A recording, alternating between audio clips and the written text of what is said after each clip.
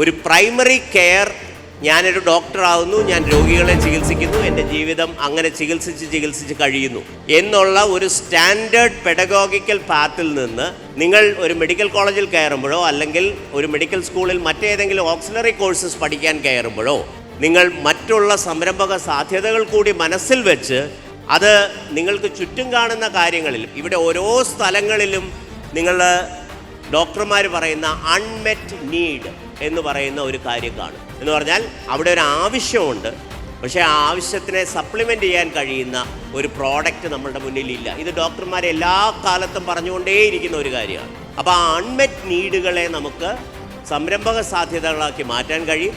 അതുവഴി വലിയ വലിയ കമ്പനികൾ നമുക്ക് ഫോം ചെയ്യാൻ കഴിയും. മെഡിക്കൽ ഡോക്ടർമാർ കേരളത്തിലുള്ളവർ വിചാരിച്ചു കഴിഞ്ഞാൽ ഒരു വലിയ ഒരു സംരംഭക സാധ്യത നമ്മളുടെ മുന്നിലുണ്ട്.